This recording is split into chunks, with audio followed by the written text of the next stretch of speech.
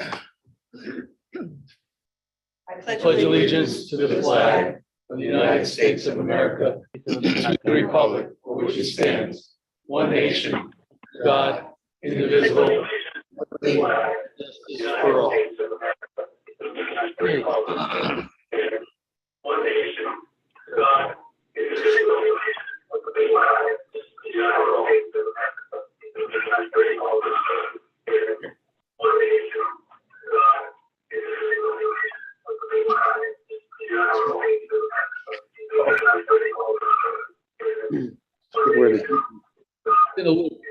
Oh, Chris. Oh, Chris. Thank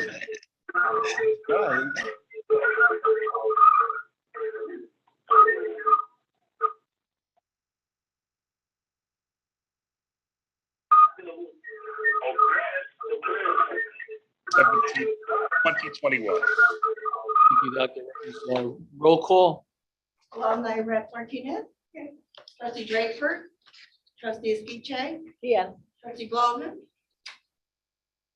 He's here, he's muted. Okay, he's here. Trustee Montanez Diodene. Trustee Moody. Present. Trustee Nutter. Present. Trustee Poe. Present. Trustee Smith. Vice Chair Tanis. Chairman Marco. Here.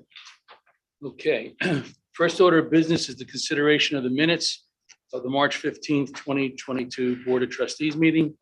Are there any corrections to the minutes at all? Hearing none, could I have a motion to approve the minutes? So moved.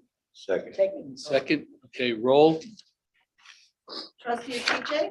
Yes. Trustee Goldman. Trustee Moody. Yes. Trustee Nutter. Yes. Trustee Poe.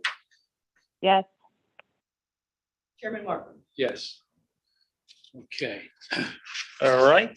all right. Yep. Let me first start by introducing Patty Medeiros, who's our director here on the campus, and maybe you want to introduce your staff and Thank welcome. you very much for having the Board of Trustees here at the Stake Academic Center. I would like to person, Maria Zagla, our coordinator of admission/financial aid services here at TAC. We have Fabian Arvalo, he is our evening administrator and student development specialist. And that's it for today. All right. Thank you so much for coming. Well, thank you for having us here. If anybody wants a tour after, I'm here. All right. All righty. Sounds great. Okay. All right, so typically when we come to the Passaic, and obviously we haven't been here for a while, so we asked Dean Stankiewicz to speak to us about some healthcare trends, and as you know, Donna runs everything healthcare here, and science and all other kinds of stuff as well. So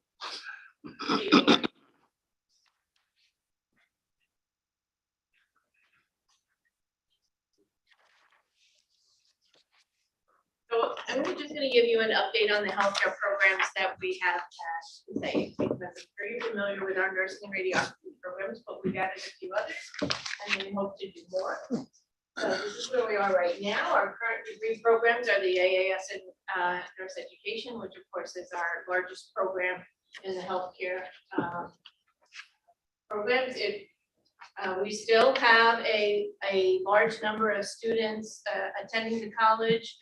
Selecting nursing as a major, we have over 1,000 students currently who have selected nursing as a major. And our program is still strong. I'll talk to you about some of our successes as we go along. The AAS in radiography program also strong. A lot of students also selecting that program. That's a much smaller program than the nursing program. And that one is on the Patterson campus. Of course, nursing is here. We also have an AS in health science degree.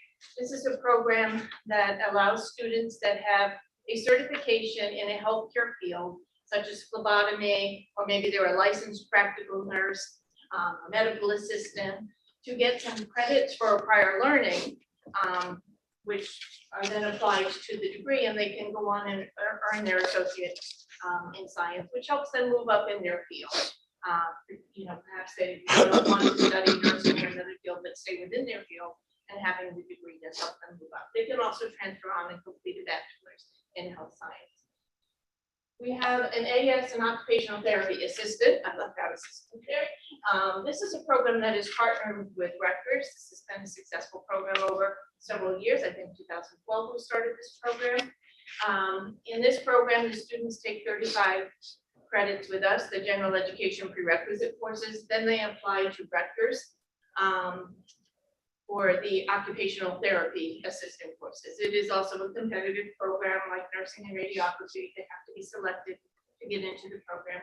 And every year we do have, it's a very small program. They only take 20 students each year, 11 students in their part-time program. So each year we usually have 3 to 4 students who do get accepted into the program, and they have a good completion rate. Rutgers is transitioning this program to a bachelor's degree program, and they will do that after the 2023. So November of 2023 is the last class that will be accepted in the associate's program. We will, of course, still have the opportunity to partner with Rutgers to continue to offer prerequisite courses, and we'll be working on another agreement for that. This is a joint degree. Both of our colleges are on students. The AAS in Health Information Technology. I think you know from past meetings that we decided to discontinue our own health information management program due to continued low enrollment in that program, but we wanted to still be able to offer the students the opportunity to complete that degree if that's what they wanted.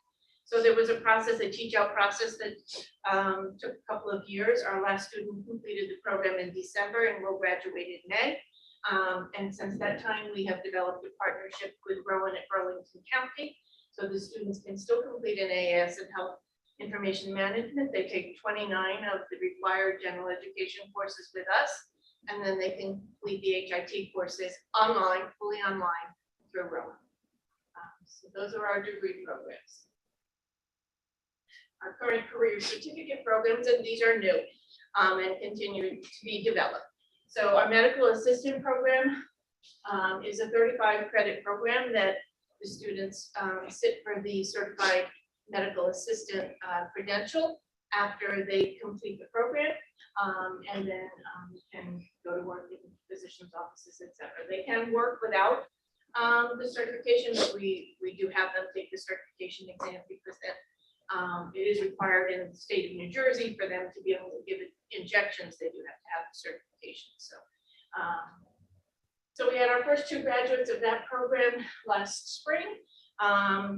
Both passed their certification exam, and they were offered employment from their practicum experience. So and that program is growing very, very quickly. We will probably have another 9 graduates this spring, and a lot more coming down the pike. So we're working with that. Dialysis Technician is our newer program, which is a 30 credit certificate program. And this allows the students, they learn to administer dialysis. Kidney disease, renal disease is a huge problem in the United States. It's a healthcare issue, and there are many companies, providers for dialysis. DaVita is one company you may have heard of. They have many, many sites all across the country, but many in New Jersey. Fresenius is another company that does the same thing.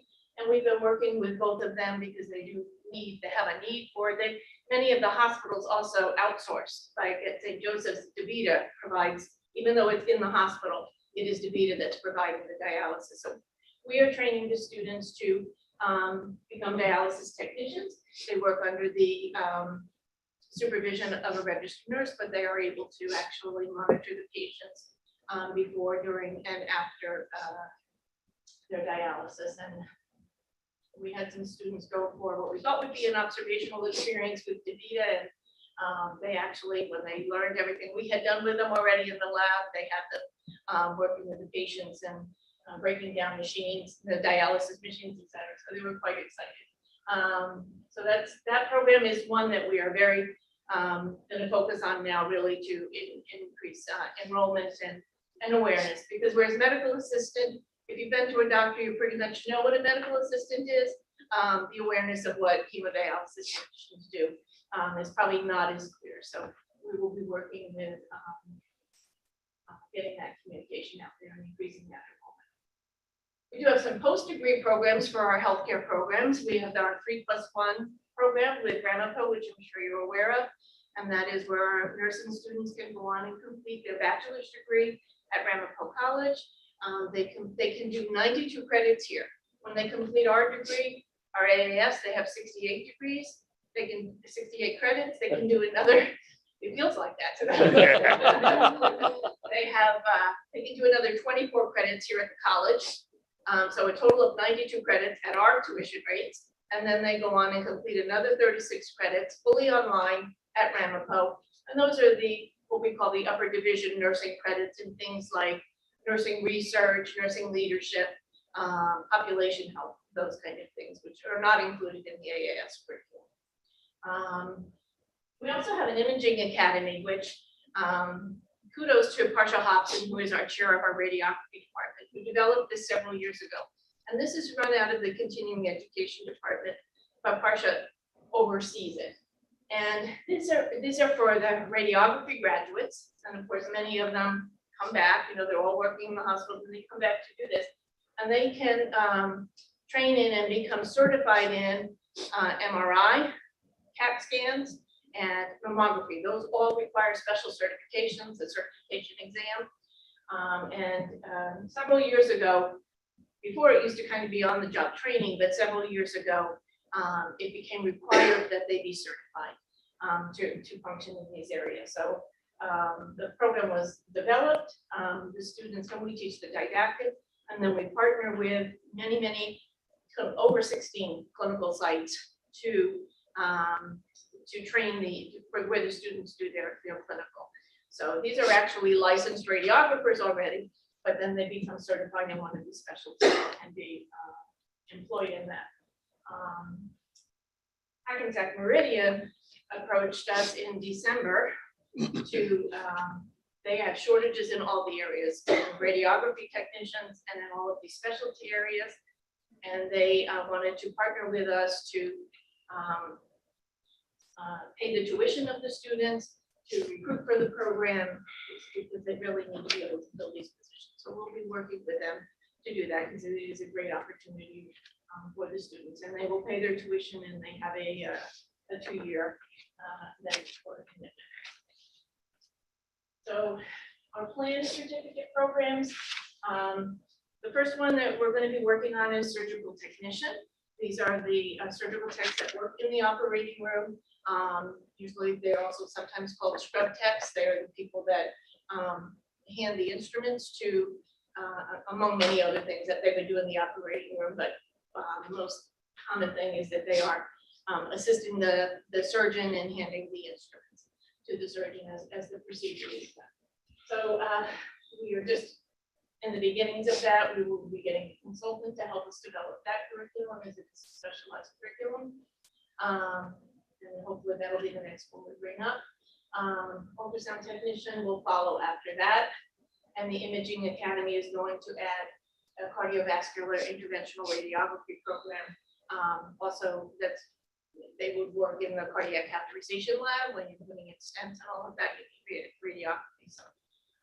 So Parsha will be working, and Hackensack Meridian is also working. So what are our successes? Well, our NCLEX pass rates in the nursing program, that is our licensure exam in the nursing program. And we always, thanks to my faculty, you are fabulous, always have strong pass rates. But we've been doing extremely well compared to what has been happening. Now in this year, in 2021, when the students all took the boards, you have to remember that these students went through the pandemic. So what is usually a hands-on profession, we were kicked out of the hospitals. We had to come up with other ways to do this, and the faculty did a great job through virtual education, etc. So our pass rate for 2021 was 89.66. Nationally, the associate degree average was 78.78. And the overall programs, all types of nursing programs, was 82.48. So our faculty did really well, our students did really well. In 2020, our rate was 94.4, The associate degrees in the nation were 82.8, and the overall all programs was 85.56. And in 2019, we had a 98.44% pass rate.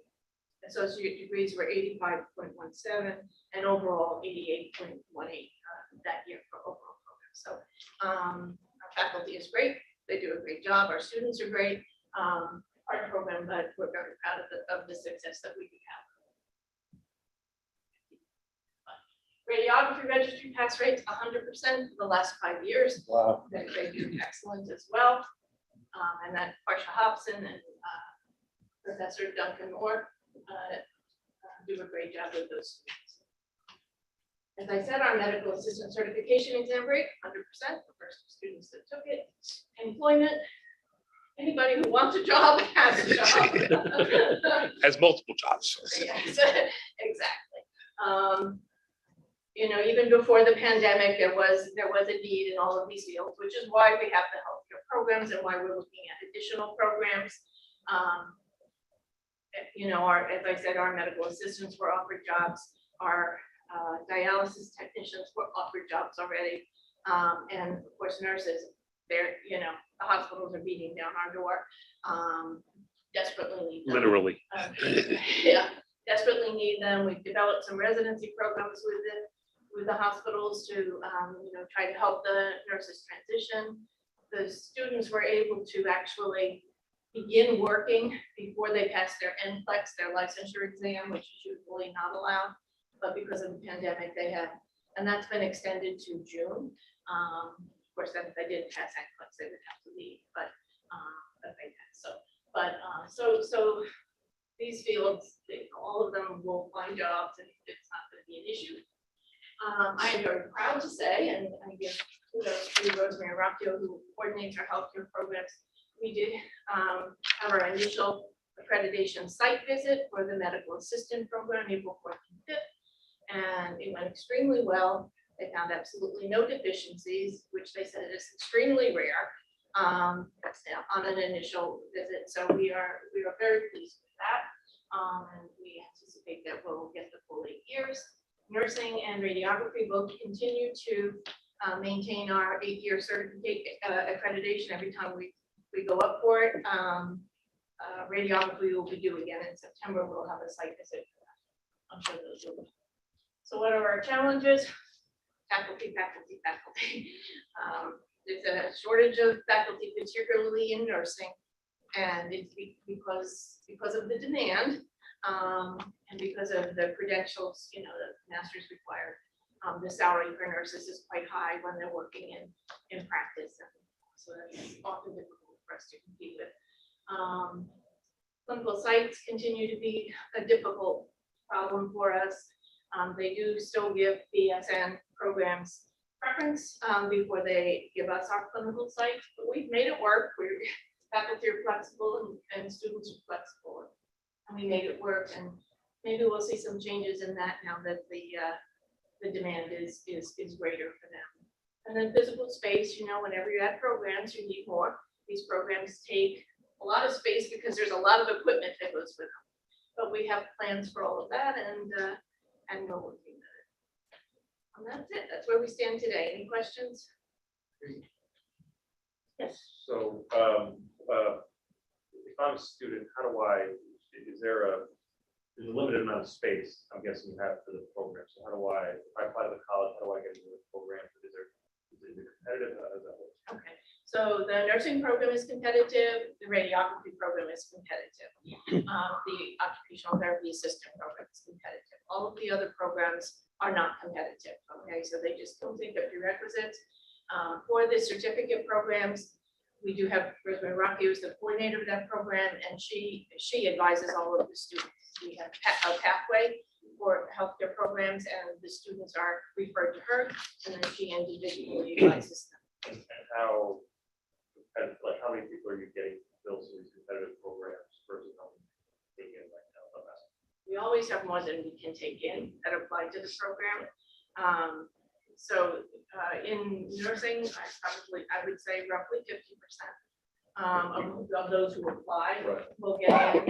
And the other 50% who don't get it, you think they would be, they would be viable students or? Some may and some may not, there's probably a range there. And it varies every year because the applicant pool varies every year. Because I know, I work at a hospital, I know that they're non-members. Yeah, And yeah. they're doing, so I'm just curious in terms of expanding that program, how possible that would be, or the other program who's more applicants than space. That makes Well, sense. there's, it's not just the physical space to put them in, you have to have the clinical sites, right? Right. And so, and then you have to have the faculty because there's, you can't have the number of faculty with students, and that has been going down as well. The hospital allowing us to have fewer students per faculty member, so I don't think we at this point would be able to expand the nursing program in particular. We did take more students into the radiography program. They were able to do that this year because we were able to get another clinical site.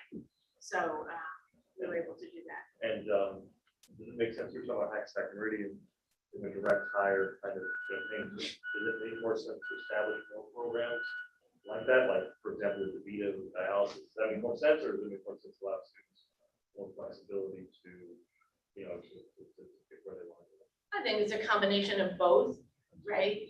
So we did, for example, we had with St. Mary's, they offered a residency program specifically for our students. We informed the students about it, told the students were able to apply to that. But I think a combination of that, I think when we have those agreements, that's great. But I also think students, should have the choice of where they want to go when they graduate. Because everybody has a different interest, and different needs. Maybe just mention the LPN program with PCTI. Yes. So the State County Technical Institute LPN program lives with us now. They are holding their program here now. They have a couple of our classrooms. They have a lab upstairs by our lab. And hopefully that program, we've always had a great partnership with the PCTI LPN program. And we're hoping that them being on site will also feed into our LPN mobility program. Great. Terrific. Great job. Thank you. Thank you.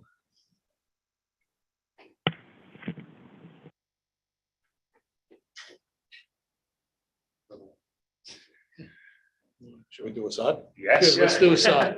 Let's do. Come on over, Assad.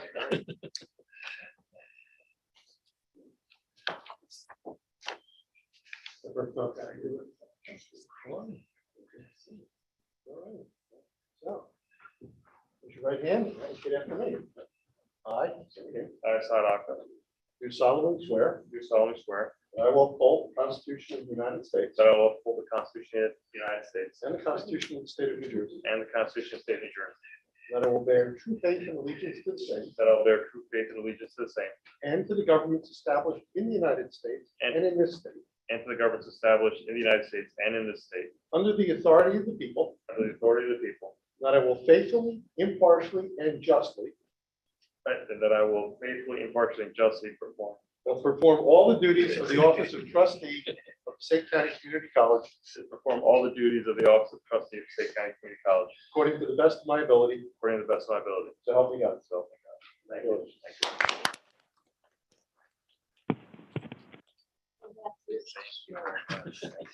Thank you. Welcome back. Yeah, thank you. Yeah. Welcome back. We are thrilled to have you back. All it took was losing an election. Hey, Whoa, whoa, whoa, whoa, whoa, whoa.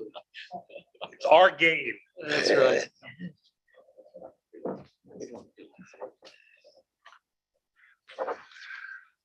All right. Next, we've got Board Policy 8201, which is a revision of our mission statement at the college. So every 10 years, it's actually followed every 10 years from 1990, 84, 92, 02, and 2012. Now in 22, we go through an extensive process at the college. And this is part of, you heard the presentation on Middle States. last month, where we're starting our self-study. Typically, when you start your self-study, that's when you start going through this process and you take a look at where you are in terms of your mission, and you want a statement that really reflects where the college is today. So we started back in November, actually October. There are actually people who consult with colleges that help facilitate this. So we had a group of about 40 of us spent the day out in Wanacue with the consultant, and a combination of faculty and staff and everything.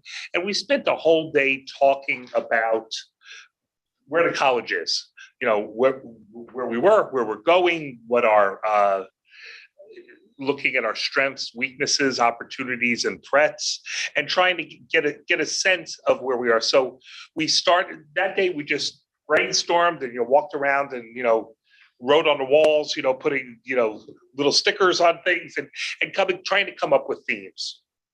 We then invited members of the community in. So we had elected officials, we had some clergy, members of business leaders in the community came in November, and we went through the same exercise with them. Didn't spend the whole day, but a couple of hours, them talking about how they view the college, what they expect from the college, what they see as the college's role in the community. The consultant we had who's done this over 100 times. He said he never had seen before where the college group and the community group were so in sync in terms of how they viewed the college and how we viewed the college. They also said he also never saw the group of people we had from inside the college, how there was very little dispute in terms of where the college is going. So that was good news. So then we started with another group at the college. We got together and just started writing. And the document you see here is one that has been rewritten probably 150 times in the past 3 or 4 months. Every single word has been scrutinized by committees. Arguing over every single word that is here. Words, and when you get a couple of English majors thrown in, they absolutely will. So we spent some time doing it, but it was a great, it is supposed to be a great experience, and it was a great experience of coming up with here what you see as a mission, vision, core ideals, and values. And as you see, we even got fancy and we spelled out Pcti with our values. So this is kind of a modern mission statement at this point. This is, no two, kind of like a fingerprint. No two colleges are going to have exactly the same thing here. This is supposed to reflect who we are. And a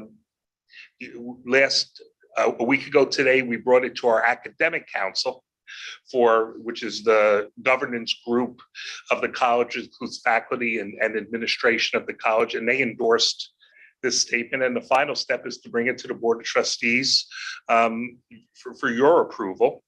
So, happy to answer any questions about it, or but I think if you read it, it kind of is who we are. Now, the next step after this is coming up, and this is the beginning of your strategic plan at the college. The next step is to come up, and we believe this will last another 10 years at this point. Then we're going to come up with a document that's going to be more in the 3 to 5 year range of exactly what, based on this, what we're going to concentrate on for the next 3 to 5 years, and what we're, so some of the things Donna spoke about in terms of, new program development, what we're going to, focus on with our students, where we see the college going. That will be the next step, and we hope to bring that to you relatively soon. We've already started on that phase, but the first phase is get this one done. Great. Like the spelling out of Pcti. Yeah, that was kind of fun, and I will tell you that every single word that is here was not there on the first version that we did. So P, just for those, P, partnerships and innovation, A, access and support, S, student focus, S, social and economic mobility, A, affordable excellence, I, inclusion and equity, and C, care and courtesy. You know, all kind of things we wanted to get in there of, you know, what we stand for, you know, what, and again, no two colleges would have exactly the same thing. You know, some of these things wouldn't fly at another college, and what some other colleges have wouldn't fly here. So, Can you imagine Middlesex and Burlington? The MSI, minority serving institution, yeah, federally designated. Mhm. Okay. All right, no questions there. We'll go on to vaccines. So as you know, back in September, we came to the board and had recommended that for the spring semester, we require that all students who enter the college be vaccinated, and also all staff as well, all employees of the college be vaccinated. And we were successful. I'm pleased, you know, to say we were very careful back then in terms of coming up with a program where we could actually make it work. We were aware that some other colleges had, you know, put in programs where they would allow, for example, the students to test every week instead of, if you didn't want to be vaccinated. We knew we could not administer that. You know, we just knew that, you know, students wouldn't necessarily, knowing student behavior and knowing any human behavior, you know, people following up and having to get something done each week. And then, you know, we played it out. What if, you know, if it was due Friday at noon, we would then have to figure out who gave us the test and who didn't give us the test. And then by Monday, come up with notifying faculty that, no, this student didn't the test, they're not allowed to come to class. And it was a nightmare. It would have been a nightmare, and we didn't go that route. Some other colleges went that route, and truthfully, from what I understand, they didn't do a particularly good job of following through. They just couldn't. I mean, it was just logistically impossible to do. So I'm proud to say that what we said we were going to do, we did. But at this point, it also became clear. So we allowed students, you know, we did offer about 150 of our sections of courses where we allow people to use Zoom to view the classes. We also have online classes, but we know that this type of learning works for some and does not work for others. So we've had students who, you know, for one reason or another chose not to be vaccinated, some for medical reasons, some for religious reasons, some for reasons that can't be explained, chose not to be vaccinated. And many took the classes in these remote sections. Others, for certain things like our sciences, you know, where you have to take a lab, trying to do that remotely, you know, it doesn't work very well. Trying to learn music, you know, musical instruments, some of the music programs, which are more hands-on, engineering, which is more hands-on, those types of programs, and certainly the health sciences, but not to make sure they all got vaccinated. So that was not as much of an issue there. But these students, while we were able to get them through this year, many of them, you know, fell behind in terms of some of the courses that they needed to take, you know, especially the sciences. So they took something else this year out of sequence that they normally would. But it's become clear, and this is the debate that's gone on in many colleges. You know, it appears in talking with my colleagues at the other colleges, we kind of feel now is the time to, you know, discontinue the requirement that students be vaccinated.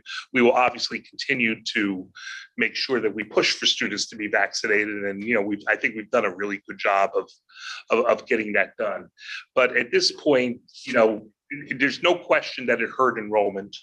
And there's no question it's also hurt some of the continuing students in terms of their programs. So tonight I bring to you the recommendation that starting with our summer session, which starts on May 23rd, that we no longer continue to have a mandatory vaccination policy for our students. It's also hurt us with, you know, we train a lot of the first responders in, you know, EMTs, firemen at our public safety academy. For some reason, and I cannot explain why. Many of our firemen and potential EMTs, for some reason, do not want to be vaccinated. I cannot tell you why, but what I can tell you is that, I've had calls from municipalities.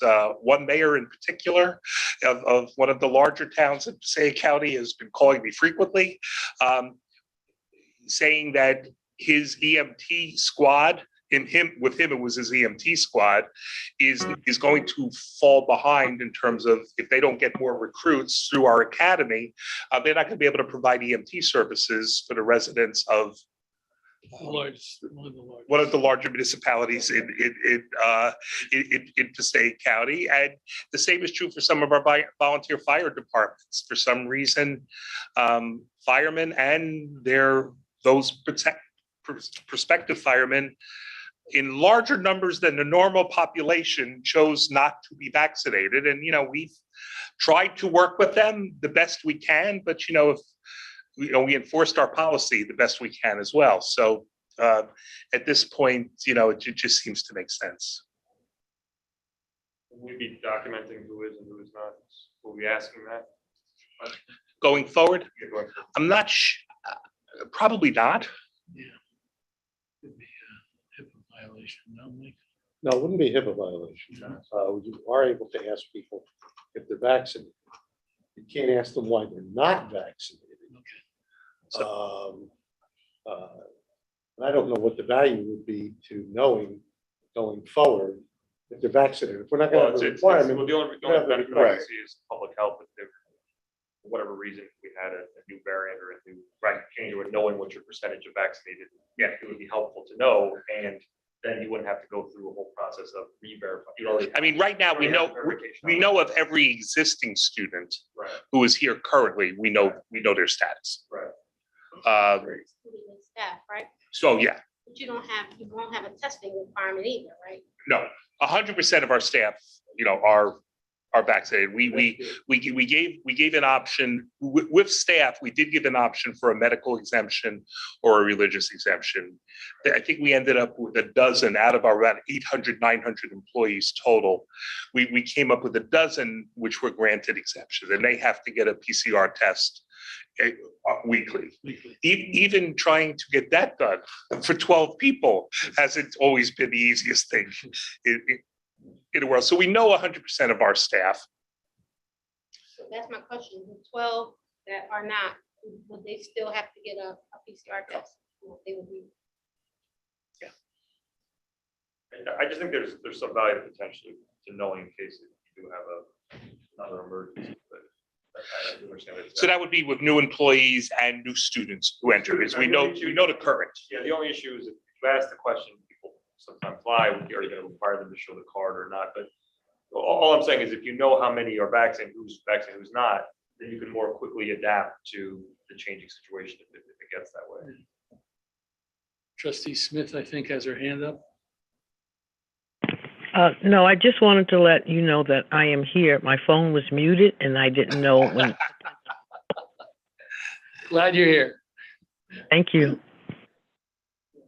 Okay, you need a motion on this? Well, we will when we get to the consent agenda. Okay, it's on the consent agenda.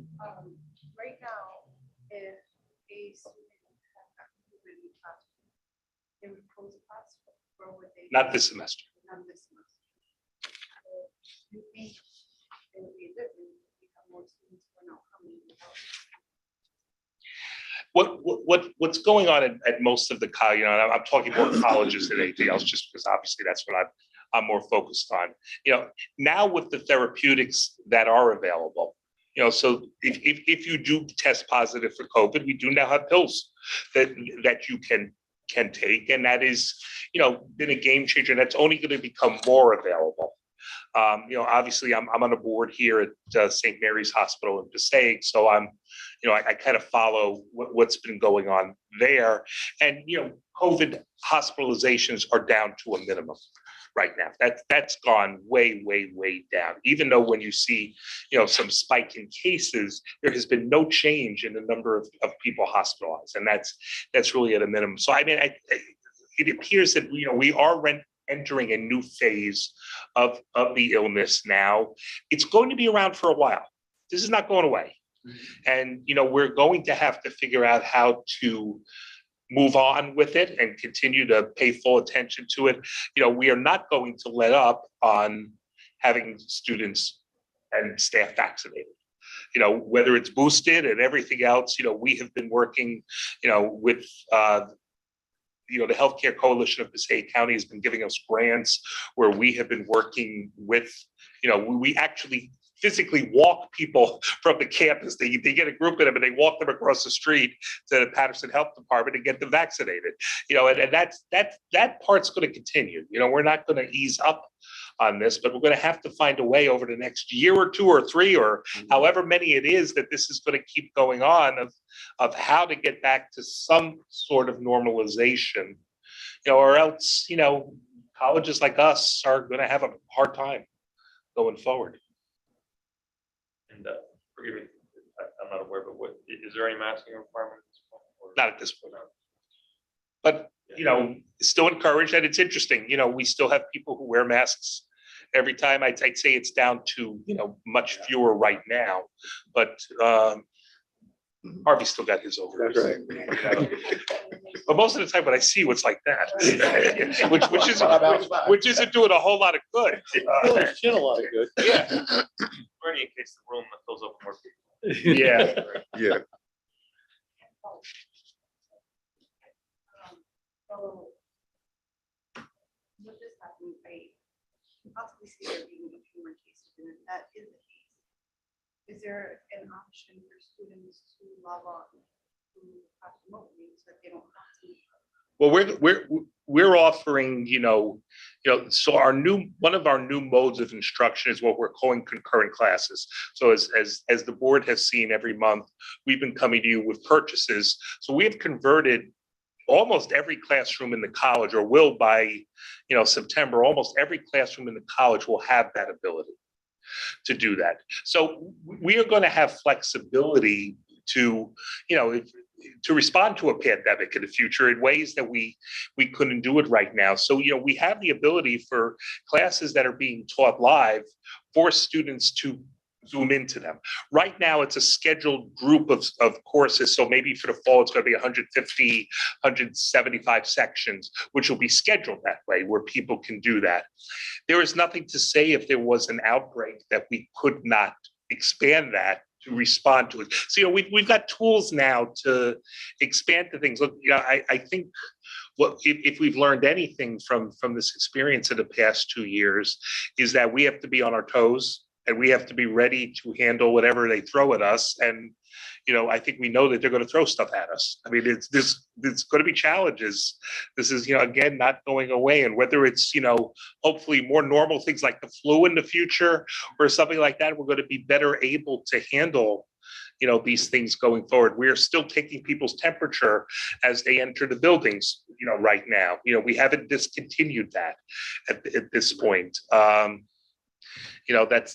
It's something we were able to do when your temperatures were taken when you entered here tonight, and a little alarm goes off if you're above a certain temperature. So, we're going to have to just play this by ear in some ways and figure out how to be responsive to whatever the situation is. I mean, if any of you could tell me what, what's going to be like this fall, with COVID, I'd love to know, because it would be a lot easier to try and figure that out right now. But, I'm on at least weekly meetings with both the state and federal governments, to talk about this. And it's been fascinating when you're on these calls with, especially the federal government, and they say very clearly there is no press allowed on these calls, and this is only you for your information. How differently they talk on those calls. I mean, when the same exact person I see on TV the next night, on doing a public thing, how different they were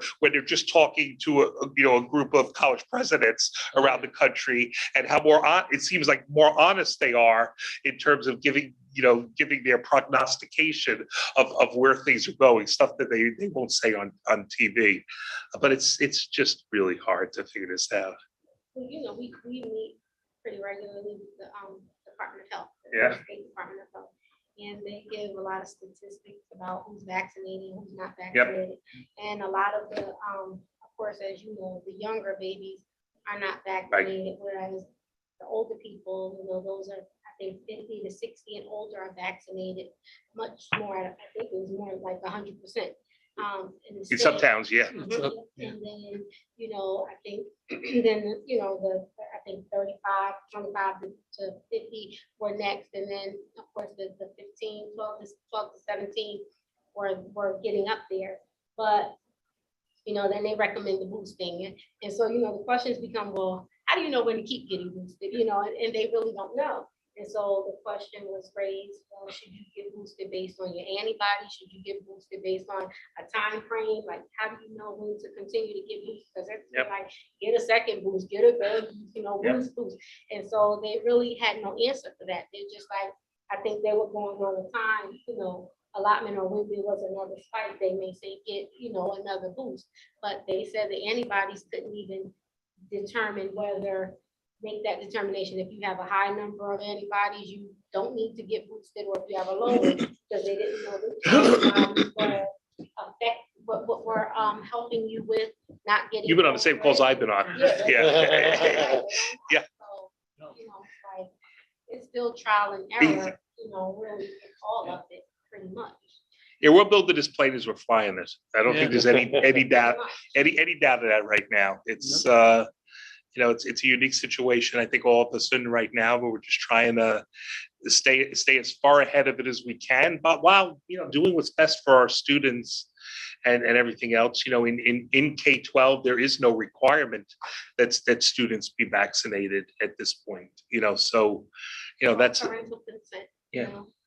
But right now, it does appear, there is especially in the main towns we serve, that, if you take a look at the two biggest towns, Patterson and State, they have a very, very high vaccination rate. They've done a really good job, and of getting out to the age group that is attending the college. So, I feel pretty good that, the vast majority of students who are going to be, there's no reason for us to believe, even if we do not have that we're going to have well over 90% of the people who attend will be vaccinated. There's no reason, to believe it would be any less than that. But and the staff still have to be vaccinated or tested. Yeah. In that blood. Yeah. So we'll keep you informed as we go along. Sounds good. We will turn it over to you. Okay, in front of you, you have a green sheet, and we're members of the New Jersey Council of Community Colleges, and Dr. Rose and I attend their quarterly meetings, and I have been lucky to be on their New Jersey Council of Community Colleges State and Federal Policy Committee. So last 2 weeks ago we met, and what you have in front of you is basically the governor's budget and what that means to community colleges. So there's about 5 items that are listed there, and there's some successes and some work that we're going to continue to do. So the first one is in the governor's budget was the level operating aid to community colleges. Last year in the budget, the governor increased the operating funds for community colleges. And it was to the tune of, I think, $15 million. 10. 10. Okay, and this year we were requesting 15. Yeah. And so that hasn't come through yet. So, now what the council is doing is they'll go to the legislators and, lobby the legislature to see if they would put in the provision to increase that to 15 million. The thing that did come through was the expansion of the CCOG, the Community College Opportunity Grant Program. The proposed budget includes an additional $8 million in funding for CCOG, which would allow individuals in households between $65,001 and $80,000 of adjusted gross income to receive a CCOG award, which amounts to almost about half of the cost of tuition and fees. So that's in there in the budget. The governor put that in there. The other issue, new returning adult initiative. This is a proposed budget includes $3 million to fund an effort to engage. There's at least 1 million New Jersey residents who have college educated credits, but have not completed their degrees. So the goal there is to get these 1 million coming back to school. And we feel the community colleges are well positioned to, capture a lot of those individuals. The new CCOG program for adults at the vocational technical high schools. There's a proposed budget that includes $4 million for the CCOG program to provide last dollar scholarships to adults attending a Pell eligible program at a county vocational technical school. Funding for the Workforce Consortium. The governor's more detailed budget, you won't find it in the higher ed budget, but you'll find it in the Department of Labor and Workforce Development. The big budget. It's a big budget, okay? And $9 million is there to the New Jersey Community College Consortium for Workforce and Economic Development, and with $3 million to fund basic skills literacy program and $6 million to support the pathways to career opportunities. And if you haven't seen the pathways program, they've broken it up into different, what would you call it? Sectors. Different sectors. One is the health sector. And we are part of that one. Yeah, and that's, they have a call tomorrow morning at 10 o'clock. I might sit in on it just to learn more about it. So, the council's position, our budget request was submitted to the treasurer from the council. It's a request for the increase of 15 million in operating aid to community colleges, support the governor's proposal to expand the eligibility for CCOG, and also support the governor's proposed budget allocation to Workforce Consortium.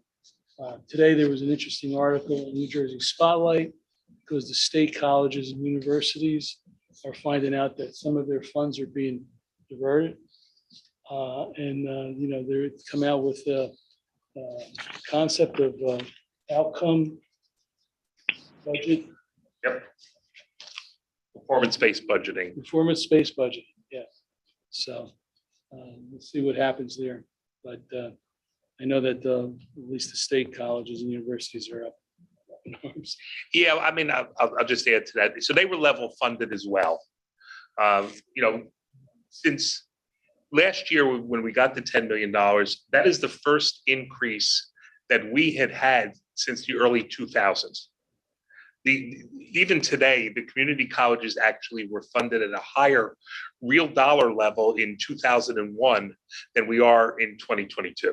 Even with the 10 million that got added, we had gotten up to $162 million at one point at the end of Christie Whitman's time as governor, and have not hit that point yet. We're now at 142 million.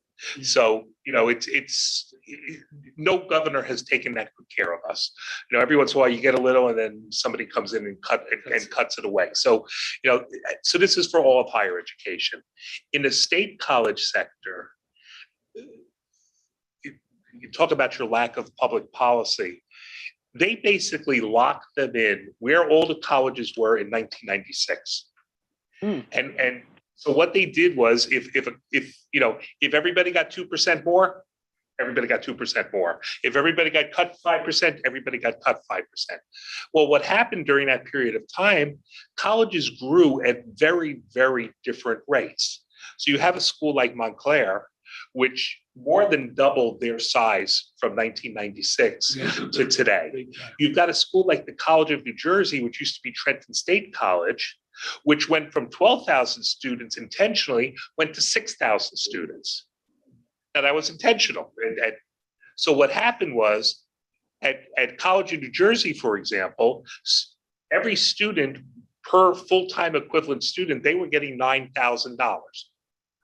At Montclair, they were getting $3,100 per full-time student.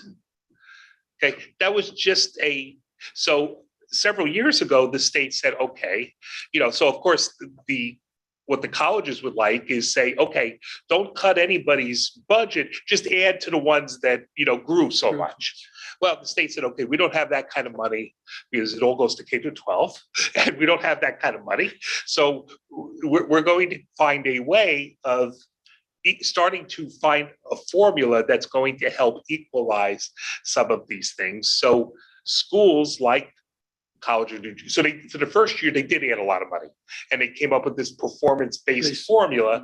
And so a college like Montclair gained a lot of money where a place like College of New Jersey got very little. This year is the first year that it's level funding, but they still want to continue to give more money to the colleges that should be getting more money. And this year they're actually cutting money from some of the colleges so that's not a good, that is not a good situation. So that's why they're so upset about this. So one other thing about this, obviously we'd love to get some more operating money, and that would be very helpful. But the other thing that happened last year at the community colleges is that for the first time in almost 20 years, we actually revised the funding formula. Yep. And in revising the funding formula, there were 3 big winners of colleges. We are one of them. So Stephen Hardy has been smiling a lot since that happened, because we actually, got an extra almost $2 million added to our funding based on what happened. So of that 10 million, more or less 2 million, about 2 million of it went to us. Some colleges still only got a 2% increase, who didn't grow as much during that period of time. So we actually came out really, really well at that point. But this expansion of the Community College Opportunity Grant to $80,000 is huge. It's huge. That's this is something the governor promised when he ran for governor the first time. He got it done in the first, where we got a $65,000 that anyone with up to $65,000 income could come here tuition free. Now the proposal is to expand it to 80,000, where those between 65 and 80 would have half of their tuition covered. Where we may be asking the legislature to maybe cover everybody up to 80,000. Because truthfully, that might even be more important than getting this operating aid. Yep. Because if more students will come, student tuition pays more of our bills than the state ever will. So getting more students would be really helpful. How many students do you currently have getting tuition through that program? The last I saw it was about 500-600. 500-600 out of how much? Out of about 5,500. Really, it's only that many. I thought Yeah, but most of our students who come from Patterson and Passaic, this is a last dollar program. Okay. So most of if you get a Pell Grant, if you're already fully funded, you don't get this money. This basically kicks in for most students at 40,000, 45,000 family income. So it really covers the 45,000 to 65,000. Below that level, you're getting other types of aid. And there'll be a campaign, an advocacy campaign that'll probably launch in May after the hearings with the departments. And we'll be coming back to everybody. And, you can go on, send a letter to your state legislator and lobby for, the additional funding. So.